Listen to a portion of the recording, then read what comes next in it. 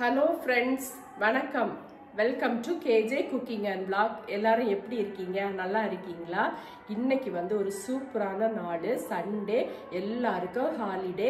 இன்னைக்கு வந்து ரெஸ்ட் எடுக்கக்கூடிய நாள். எல்லாருமே நல்லா சாப்பிட்டுட்டு சூப்பரா பீஸ்ஃபுல்லா ரெஸ்ட் எடுங்க ஃபேமிலியோட. இன்னைக்கு வந்து நம்ம வந்து மார்னிங் பிரேக்ஃபாஸ்ட்டுக்கு என்ன பண்ணியிருக்கோம் தெரியுமா? சூப்பரான ஒரு பூரியம் மட்டன் குழம்பு தான். இன்னைக்கு டே வந்து 6th. ஸோ இன்னைக்கு 6வது நாள் வந்து பிரேக்ஃபாஸ்ட், மார்னிங் பிரேக்ஃபாஸ்ட் வந்து பூரியும் மட்டன் குழம்பு தான் செய்யறேன். ரொம்பவே டேஸ்டா இருக்கும். மட்டன் குழம்பு நான் எப்படி பண்றேன் அப்படின்னு சொல்லிட்டு நீங்க வீடியோவை பாருங்க, ஸ்கிப் பண்ணாதீங்க. இப்போ நம்ம வந்து வீடியோக்குள்ள போகலாம். வீடியோக்குள்ள போறதுக்கு முன்னாடி சப்ஸ்கிரைப் பண்ணாம வீடியோ நீங்க பாக்குறீங்கன்னா சப்ஸ்கிரைப் பண்ணுங்க. அப்படியே பக்கத்துல ஒரு பெல் பட்டன் இருக்கு, அதை பிரஸ் பண்ணீங்கன்னா நான் போடுற எல்லா வீடியோவும் உங்களுக்கு நோட்டிபிகேஷனா வரும். அதே போல நான் போடுற ஷார்ட்ஸ் வீடியோவை நீங்க பார்த்துட்டு சப்போர்ட் பண்ணுங்க. அப்படியே வந்து நம்ம வந்து இப்போ வந்து வீடியோக்குள்ள போலாம், வாங்க.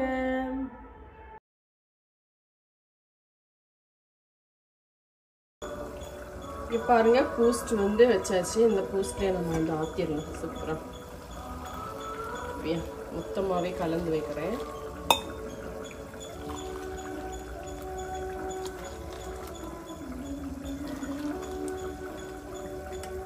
இப்போ அடுத்த குக்கரில் வந்து மட்டன் வேக வச்சுருக்கு. இந்த குக்கரில் பீஃபு, இந்த குக்கரில் வந்து மட்டன் வேக வச்சுருக்கு. இந்த மட்டன் தான் வந்து பிரேக்ஃபாஸ்ட்டுக்கு.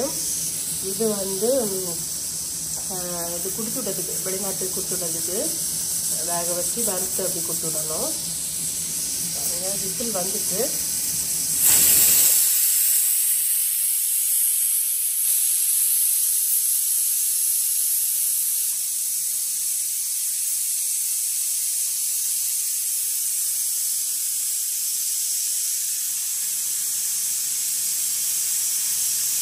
ஸ்டவ் பற்ற வச்சு பாத்திரத்தை எடுத்து வச்சாச்சு. பாத்திரமும் நல்லா சூடாயிட்டு இதில் வந்து நான் வந்து கொஞ்சம் கோகனட் ஆயில் ஊற்றுறேன்.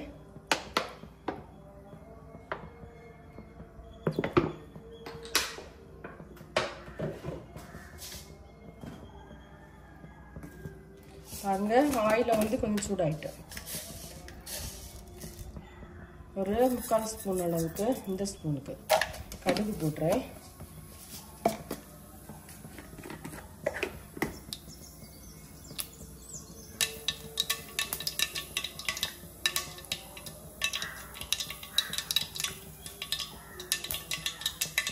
கடுகு கொஞ்சம் கொட்டிட்டு இப்போ வந்து பெருஞ்சீரகம் ஒரு 1/4 ஸ்பூன் அளவுக்கு பெருஞ்சீரகம் போடலாம்.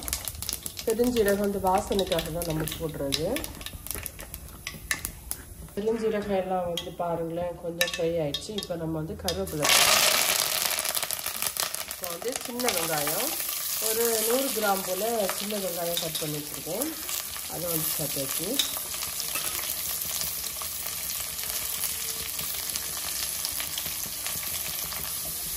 சின்ன வெங்காயம் விலை கம்மியாக இருக்கிற நேரத்தில் வந்து நம்ம சின்ன வெங்காயம் வந்து நிறைய வாங்குவோம் தெரியுமா?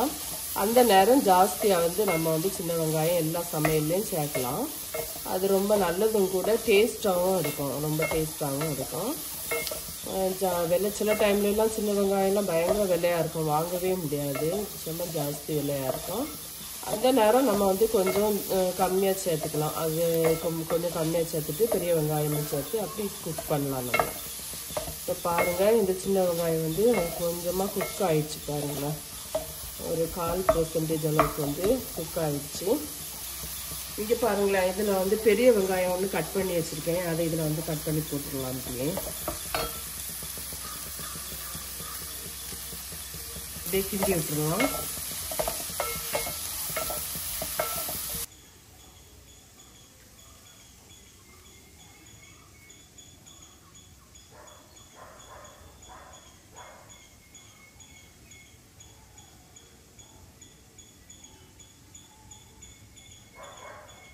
இதில் வந்து ஒரு 5 பச்சை மிளகு சேர்க்குறேன்.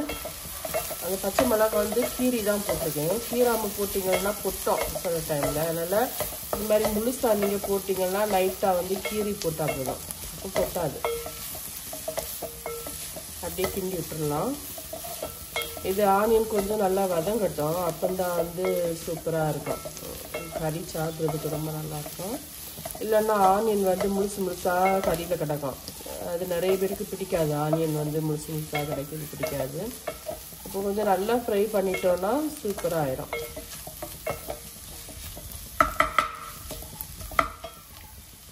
சின்ன வெங்காயம் வந்து கொஞ்சம் நல்லா வதங்கிட்டு இப்போ இந்த ஸ்டேஜில் நம்ம வந்து தக்காளி பழம் ஒரு 3 தக்காளி பழம் கட் பண்ணி வச்சுருக்கேன், அதை சேர்த்துக்கலாம்.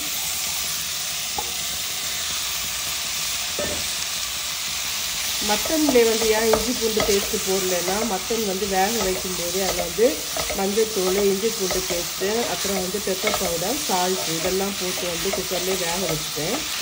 ஒரு 5 விசிலுக்கு மேலே வச்சேன். அதனால் இதில் வந்து நான் வந்து இஞ்சி பூண்டு பேஸ்ட்டு போடல, அதில் வந்து ஜாஸ்தியாக தான் போட்டு வேக வச்சுருக்கேன்.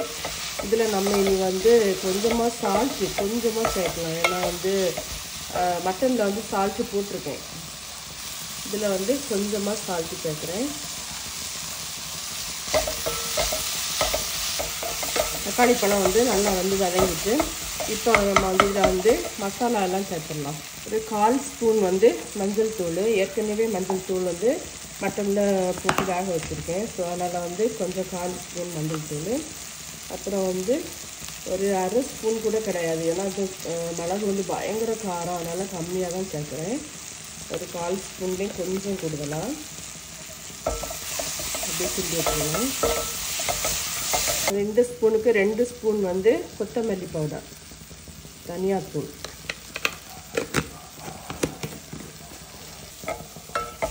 கொஞ்சமாக இப்போ வந்து ஒரு 1/2 கப்பு போல் சுடு தண்ணி ஊற்றுறேன். மசாலா அந்த உள்ளி தக்காளி எல்லாத்துக்கூடையும் சேர்ந்து மிக்ஸ் ஆகி கிடைக்கும் நமக்கு. இங்கே பாருங்கள், மட்டன் வந்து வேக வச்சு வச்சுருக்கேன். மட்டன்லேயே பெரிய அளவு தண்ணி ஒன்றும் கிடையாது, கொஞ்சமாக தான் இருக்குது தண்ணி. இதில் இப்போ வந்து மட்டன் சேர்த்துடலாம்.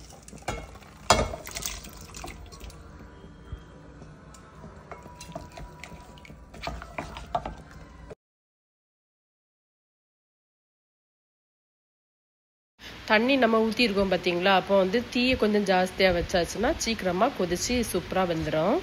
இப்போ பாருங்கள், நல்லா கிண்டி விட்டுட்டு இப்போ வந்து உப்பு கரெக்டாக இருக்குதா அப்படின்னு சொல்லிட்டு நம்ம வந்து இந்த நேரத்தில் செக் பண்ணிக்கலாம். உப்பு கரெக்டாக இல்லைன்னா கொஞ்சமாக உப்பு சேர்த்துக்கலாம். ஆனால் இப்போ பாருங்கள், சூப்பராக பர்ஃபெக்டாக இருக்குது. உப்பு காரம் எல்லாமே வந்து பர்ஃபெக்டாக இருக்குது, சூப்பராக இருக்குது. இப்போ பாருங்கள், மூடியை திறந்தாச்சுன்னா மட்டன் குழம்பு பலபலன்னு அழகாக சூப்பராக வந்து கொதிச்சுட்டே இருக்குது. பார்க்கவே ரொம்ப சூப்பராக இருந்தது. மட்டன் குழம்பு என்ன அழகாக கொதிக்குது பாருங்கள். இப்போ பார்த்தீங்கன்னா மட்டன் குழம்பு வந்து சூப்பராக நமக்கு வந்து ரெடி ஆகிட்டு இப்போ வந்து திறந்து பார்த்தாச்சுன்னா பாருங்களேன், செம்ம வாசனை ரொம்ப நல்லா இருக்குது. இப்போ வந்து நம்ம ஃபைனலாக இதில் வந்து கொஞ்சமாக கரம் மசாலா வந்து சேர்த்துடலாம். கரம் மசாலா வந்து லாஸ்ட் எதுக்கு சேர்க்குறேன்னா, அப்போ தான் அந்த ஃப்ளேவர் வந்து நமக்கு சூப்பராக இருக்கும். அதுக்காக தான் கடைசி வந்து நம்ம வந்து கரம் மசாலா சேர்க்குறது. அதுக்கப்புறமா மல்லி இலையும் வந்து கடைசி சேர்க்குறது வந்து மல்லி இலையில் உள்ள அந்த வாசனையும் வந்து செம்ம சூப்பராக இருக்கும். மட்டன் சாப்பிடும்போது அந்த வாசனை வந்து ரொம்ப நல்லா இருக்கும். அதனால தான் லாஸ்ட் வந்து நம்ம வந்து மல்லி இலை சேர்க்குறது. இப்போ ஃபைனலாக வந்து கரம் மசாலா மல்லி இலை இந்த ரெண்டுமே சேர்த்தாச்சு. இப்போ வந்து ஒரு நிமிஷம் 1 மினிட் மாதிரி அது வந்து அப்படியே கொதிச்சோன்னா நம்ம வந்து மூடி போட்டு வச்சாச்சு. இப்போ பார்த்தீங்கன்னா நான் வந்து இதே ஸ்டவ்லேயே வந்து நான் வந்து பூரி செய்ய போகிறேன். பூரி என்ன பூரின்னு பார்த்தீங்கன்னா ரெடிமேட் பூரி தான். நேற்றுக்கு மார்க்கெட்டு போயிருக்கும்போது ரெடிமேட் பூரி இருந்ததை பார்த்தேன்னா, அப்போ சரி வாங்கிட்டு வந்து ட்ரை பண்ணலாம் அப்படின்னு சொல்லிட்டு வாங்கிட்டு வந்தேன். ஃபஸ்ட் டைம் தான் ட்ரை பண்ணுறேன். வீட்டில் எப்போதுமே வந்து பூரி நாங்கள் செய்து தான் சாப்பிடுவோம். ரெடிமேட் பூரி இது வரைக்கும் வாங்கினதே கிடையாது. நேற்றுக்கு தான் ஃபஸ்ட் டைமாக வாங்கினேன். இதில் ஒரு 10 இருக்கும் போல் தான் தோணுது. நான் எண்ணி பார்க்கல, 10 இருக்குன்னு தான் நினைக்கிறேன். இப்போ வந்து எண்ணெய் எல்லாம் வந்து நல்லா கொஞ்சம் ஹீட் ஆகிட்டு இப்போ வந்து பூரியை போட்டு பார்க்கலாம். பாருங்கள், ஃபஸ்ட்டு பூரி வந்து பப்படம் போல் தான் வந்துச்சு. அது எண்ணெய் காயல்லையாக இருக்கும், அதனால தான் அப்படி வந்தது. செகண்ட் போட்ட பூரி வந்து ஓரளவு நல்லா தான் வந்துச்சு, சூப்பராக உப்பி அழகாக வந்துச்சு. ஆக்சுவலி அது பார்க்கவே ரொம்ப அழகாக தான் இருந்தது ரெடிமேட் பூரி. நானும் ரொம்ப சூப்பராக இருக்கும் அப்படின்னு தான் நினச்சேன். ஆனால் பூரி எல்லாம் வந்து உப்பி அழகாக வந்தது. லாஸ்ட்டு பாத்திரத்தில் எடுத்து வைக்கும்போது திரும்ப வந்து சப்பி போயிட்டு. ஆனால் நம்ம செய்கிற பூரி அப்படி இருக்காது, நல்லா தான் இருக்கும். இப்போ எல்லாம் ரெடி பண்ணிவிட்டோம். இப்போ நாங்கள் சாப்பிட போகிறோம். மட்டன் குழம்பு பூரி இந்த ரெண்டுமே ரெடி ஆகிட்டு இப்போ நான் ஃபஸ்ட்டு வந்து பிள்ளைக்கு தான் சாப்பிட கொடுக்க போகிறேன். அவள் வந்து சாப்பிட்டுட்டு எப்படி இருக்குது அப்படின்னு சொல்லுவாள். ஆக்சுவலி நேற்று வரைக்கும் அவளுக்கு வந்து பெட்டில் தான் நாங்கள் வந்து சாப்பாடு கொடுத்துட்டு இருந்தோம். நேற்றுக்கு ஈவினிங் திரும்ப வந்து ஹாஸ்பிட்டல் போனோம். 5 days கழித்து ஹாஸ்பிட்டல் போக சொன்னதுனால நேற்றுக்கு ஈவினிங் வந்து ஹாஸ்பிட்டல் போனோம். நேற்று ஈவினிங் வந்து அவளுக்கு வந்து காலில் ஆப்ரேஷன் பண்ணியிருந்து இல்லையா, அந்த ஸ்டிச்சிங் எல்லாம் நேற்றைக்கு தான் எடுத்தாங்க. 14 ஸ்டிச்சிங் போட்டிருந்து 14 தையல் போட்டிருந்தாங்க. அது ஆக்சுவலி வந்து தையல்னால் ஸ்டாப்லர் வச்சு தான் போட்டிருந்தாங்க. 14 ஸ்டாப்லர் போட்டிருந்தாங்க. ஸோ நேற்று அதெல்லாமே ரிமூவ் பண்ணிட்டாங்க. ரிமூவ் பண்ணிவிட்டு கால் வந்து கீழே கொஞ்சமாக கால் கீழே வச்சு மெதுவாக நடக்கணும்னு சொல்லி கொடுத்துருந்தாங்க.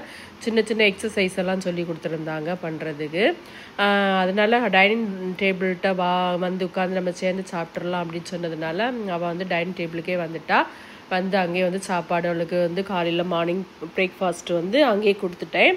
அதனால் அவள் வந்து சாப்பிட்டு சூப்பராக இருக்குது அப்படின்னு சொன்னாள். இவ்வளோ சீக்கிரமாக வந்து ரிக்கவர் ஆகி வர்றதுக்கு ஜீசஸ் வந்து ரொம்பவே ஹெல்ப் பண்ணாங்க. ஜீசஸ் இல்லாமல் ஒன்றுமே நடக்காது. அவளுக்கு வந்து கிருபையினால தான் இவ்வளோ தூரம் சீக்கிரமாக வந்து முடிஞ்சுது.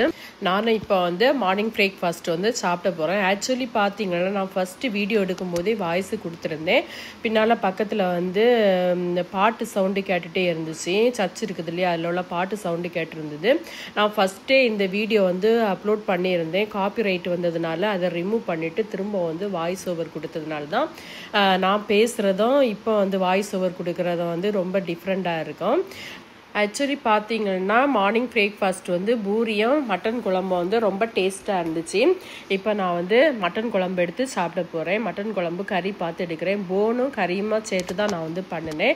ஆக்சுவலி பார்த்தீங்கன்னா மட்டன் குழம்பு நம்ம செய்யும்போது போனும் கறியும் சேர்த்து பண்ணிங்கன்னா ரொம்ப டேஸ்ட்டாக இருக்கும். மட்டன் எல்லாம் மற்ற மாதிரி நீங்கள் பண்ணிங்கன்னா அவ்வளோ டேஸ்ட்டாக இருக்குமான்னு எனக்கு தெரியல. வெறும் கறி போட்டு நீங்கள் வந்து மட்டன் குழம்பு பண்ணிங்கன்னா அவ்வளோ டேஸ்ட்டாக இருக்குமான்னு தெரியல. ஆனால் வந்து கறிக்கு கூட வந்து கொஞ்சம் போன் எல்லாம் போட்டு செய்தீங்கன்னா ரொம்ப டேஸ்ட்டாக இருக்கும். ஆக்சுவலி இன்றைக்கி மட்டன் குழம்பு வந்து ரொம்பவே டேஸ்ட்டாக இருந்தது.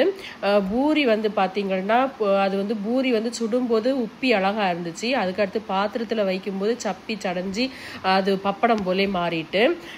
பூரி வந்து டேஸ்ட்டு ஓகே தான், ஆனால் வந்து உப்பி இருந்தது அப்படியே சப்பிட்டு. அதனால ஓகே தான்.